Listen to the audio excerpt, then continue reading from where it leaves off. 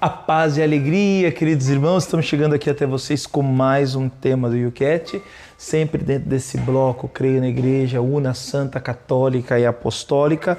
Nós estamos agora no ponto 131 do YouCat, que nos coloca a seguinte pergunta: o que temos de fazer pela unidade dos cristãos? Primeira coisa, o profundo e grande desejo de nosso Senhor Jesus Cristo, quando esteve aqui na Terra, foi a unidade dos cristãos. Tanto que a gente vê lá em João, no capítulo 17, no versículo 21, onde ele reza, ora ao Pai, dizendo que todos sejam um, para que o mundo creia que tu me enviastes. Ou seja, a unidade, ela manifesta a fé, o amor a Cristo. A divisão, vocês já sabem o que manifesta, né? Diabo vem de diabolos, que significa o divisor, aquele que veio para matar, roubar e destruir, dividir, separar, né? Então, quando nós somos um, nós manifestamos essa graça profunda de Deus. Então, concretamente, o que nós temos de fazer para constituir essa unidade entre os cristãos, né? Viver o chamado ecumenismo, né? O YouCat vai falar assim: os cismas são como feridas no corpo de Cristo, ou seja, as divisões. Levam a inimizades e enfraquecem a fé e a credibilidade dos cristãos. Para que desapareça do mundo o escândalo da divisão, é preciso a conversão de todos os interessados, mas também o conhecimento das próprias convicções de fé e uma discussão teológica séria. Não aquela coisa de ficar gritando, vencendo no grito, eu tenho a minha verdade, você tem a tua verdade, mas dialogar. Por isso que é importante o diálogo interreligioso, para aprofundar a verdade de fé, né? Para viver essa profunda unidade e aprofundando, para criar uma consciência daquilo que é a verdade teológica, né? A partir da Sagrada Escritura, a partir da tradição apostólica, através daquilo que foi deixado pelos padres ao longo da história da Igreja. Depois, uma coisa que é importante também e é necessária a oração comum, assim como o serviço comum à humanidade. Dou o exemplo, por exemplo, os católicos e os evangélicos que se unam no projeto Pró-Vida, né? Nós somos unidos, somos convictos dessa questão da vida, desde o seu nascimento até a sua morte natural.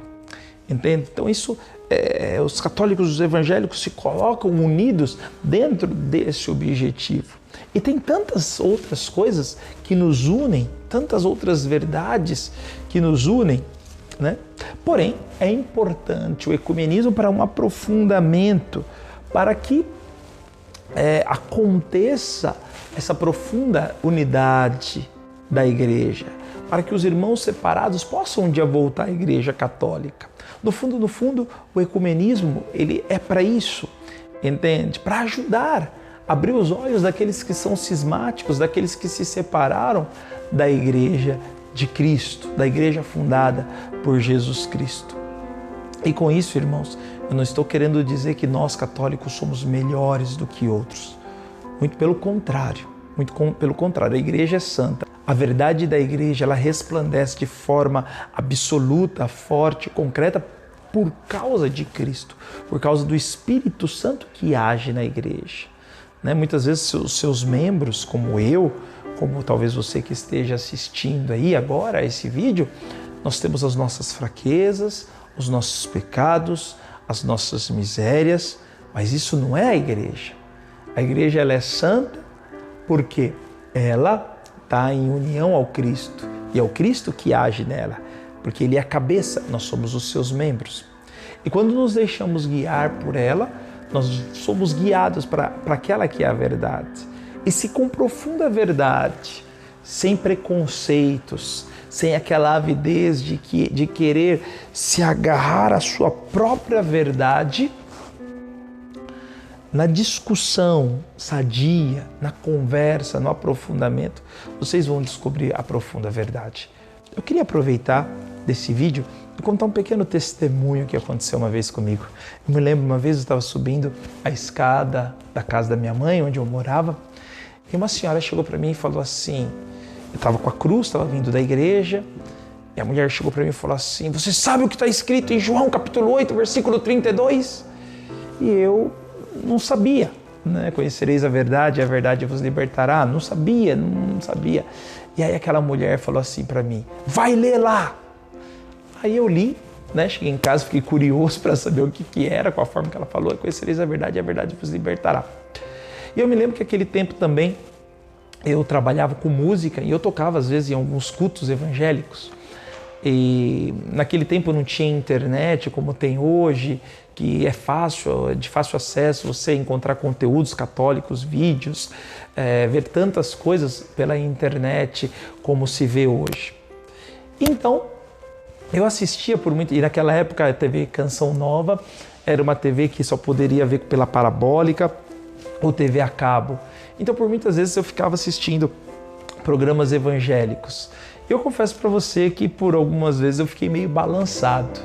Mas o que me fez aprofundar profundamente e me decidir pelo catolicismo foi debruçar dentro da Sagrada Escritura, a partir da interpretação dos padres da igreja, dos primeiros tempos, dos apóstolos, dos padres, olhar a vida dos santos e perceber que o magistério da igreja foi construído através dessa profunda unidade.